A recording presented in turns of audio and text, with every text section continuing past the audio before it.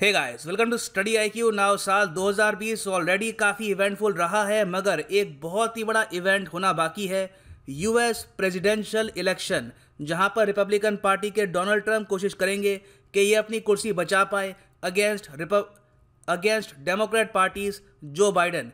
अब जो बाइडन को पता है कि यूएस प्रेसिडेंशियल इलेक्शन में जीतने के लिए प्रेसिडेंट की पॉलिसी के साथ साथ वाइस प्रेसिडेंट की जो पिक है वो भी काफ़ी हद तक इम्पोर्टेंस रखती है। आज के समय डोनाल्ड ट्रंप के अंडर यूएस के वाइस प्रेसिडेंट हैं माइक पेंस। जो बाइडन यहाँ पर फील्ड करेंगे कमाला हैरिस को। इनका पूरा नाम है कमाला देवी हैरिस। इनकी एज है इस वक्त 55। इनका जन्म हुआ था यूएसए में इन 1964। इनकी जो मदर थी शमाला गोपालन, इन्होंने इमिग्रेट किया था to USA from Tamil Nadu in 1960।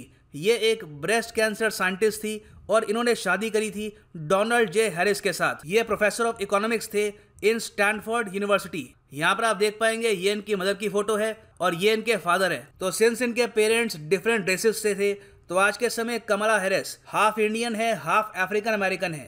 All right. Hi. Sorry to keep you. That's all right. You ready to go to work? Oh my God. I'm so ready to go to work. I was raised to take action. My mother knew that she was raising two black daughters who would be treated differently because of how they looked. Growing up, whenever I got upset about something, my mother would look me in the eye and ask, "So what are you going to do about it?" That's why, when I saw a broken justice system, I became a lawyer to try and fix it. It's why, during the foreclosure crisis, I took on the big banks as California's Attorney General. It's why, as United States Senator, I have fought to represent people like my mother, people who politicians often overlook or don't take seriously. Right now, America needs action. In the middle of a pandemic, the president is trying to rip away health care. While small businesses close, he's given breaks to his wealthy donors. And when the people cried out for support, he tear-gassed them. America is in crisis, and I know Joe Biden will lead us out of it. He's a man of faith, decency, and character. He raised his family that way. I saw it firsthand with my good friend Beau. As Joe says, we're in a battle for the soul of this nation. But together, it's a battle we can win.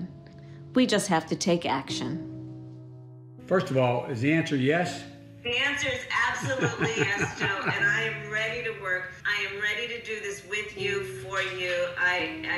I'm just deeply honored, and I'm very excited. और ये USA के इतिहास में पहली lady है जो एक women of colour है। देखो, वुमेन ऑफ कलर ज़्यादातर जो ये शब्द है ये यूज़ करते हैं for anyone who is not white. तो ये पहली वुमेन ऑफ कलर है जो नेशनल ऑफिस के लिए यहाँ पर चुनी गई हैं। सो अगर ये यूएस की वाइस प्रेसिडेंट बन जाती है तो it will be a historic moment for USA. Now Kamala Harris का आधा अफ्रीकन अमेरिकन होना जो बाइडन के लिए इंपॉर्टेंट क्यों है? वेल, इसका सिंपल रीज़न है, टोटल आप अगर देखो अमेरिका की जो आबादी है इसमें से एटलीस्ट 13.4% जो आबादी है it is made up of African American. और जो अफ्रीकन अमेरिकन कम्युनिटी है ये ज़्यादातर वोट करती है, they are active in politics. और बराक ओबामा के जीतने का एक बहुत ही बड़ा रीज़न ये था कि इनको अफ्रीकन अमेरिकन वोटर्स का फुल फ्लेजेड सपोर्ट था। आप अगर हिलेरी क्लिंटन का कैंपेन देखो 2016 में, तो इनके हारने का एक मेजर रीज़न ये बताते हैं कि जो अफ्रीकन अमेरिकन वोटर्स हैं ये इस हद तक इनकी सपोर्ट में वोट करने के लिए नहीं आए थे जिस लेवल पे उन्होंने सपोर्ट किया था बराक ओबामा को। तो जो बाइडन जानते हैं कि जो गलती हिलेरी क्लिंटन से हुई थी वो ये रिपीट करना नहीं चाहते।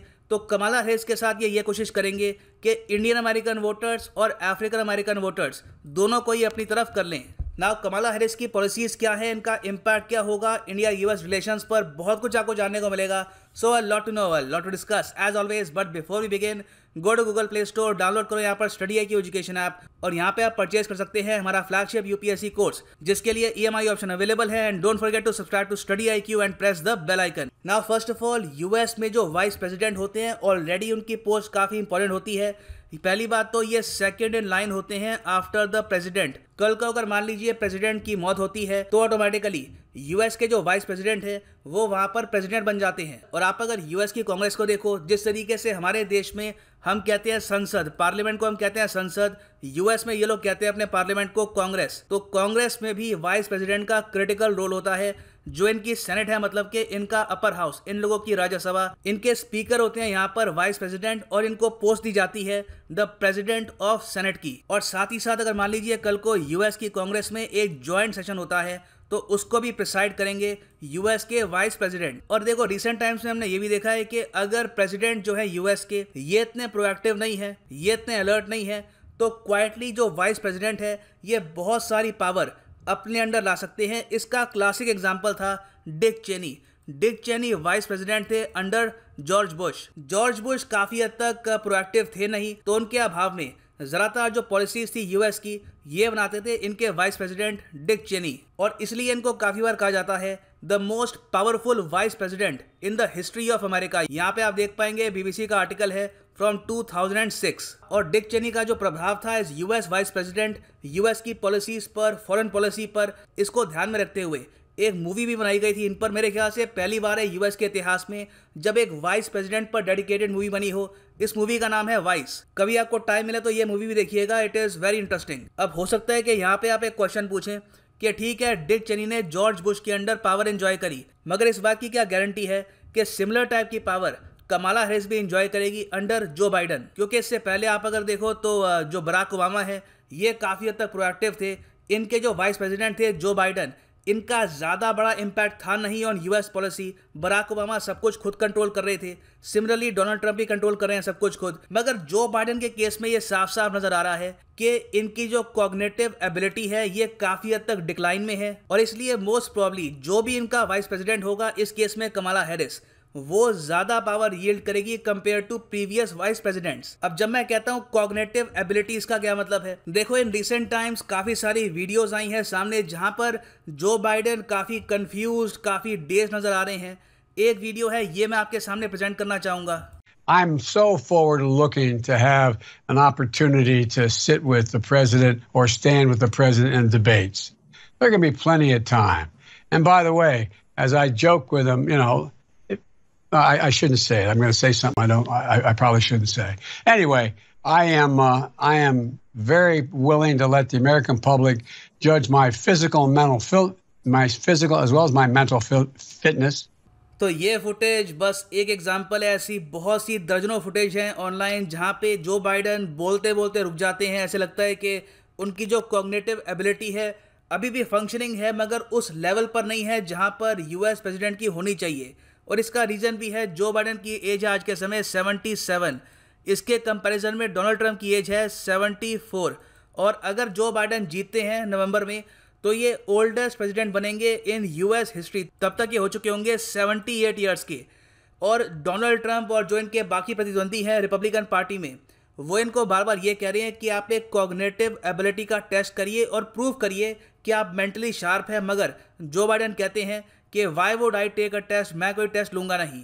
तो यहाँ पे ये दिख रहा है कि जो बाइडन की जो कॉग्निटिव एबिलिटी है ये क्वेश्चन है। तो ऐसे टाइम में अगर जो बाइडन कमला हैरिस जीतते हैं तो आप कह सकते हैं कि प्रेसिडेंसी का जो स्टीयरिंग व्हील है ये इनकी जो वाइस प्रेसिडेंट है इनके हाथ में होगा। जिस तरीके से डिक चेनी चला रहे थे यूएस पॉलिसी, मोस्ट प्रॉब्ली कमला हैरिस भी उसी तरीके से यूएस पॉलिसी को चलाएंगी।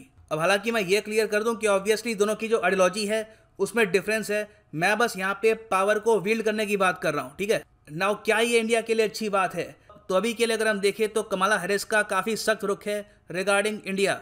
कश्मीर के इशू को लेकर इन्होंने कमेंट करी थी अक्टूबर 2019 में, we have to remind the Kashmiris that they are not alone in the world, we are keeping a track on the situation, there is a need to intervene if the situation demands. तो इन्होंने यहाँ पर intervention की भी बात कर दी अगर situation ऐसी होती है। उसके अलावा जो कंट्रोवर्शियल सिटीजनशिप अमेंडमेंट एक्ट है CAA, उसको लेकर भी 5 इंडियन अमेरिकन लॉ मेकर्स जो सारे डेमोक्रेट्स हैं इन्होंने प्रोटेस्ट किया था। और ये जो 5 लॉ मेकर्स हैं उनमें से एक कमला हैरिस भी थी। और कमला हैरिस की एक काफ़ी क्लोज फ्रेंड है, इनकी कलीग है प्रमिला जयपाल, ये भी एक डेमोक्रेट हैं।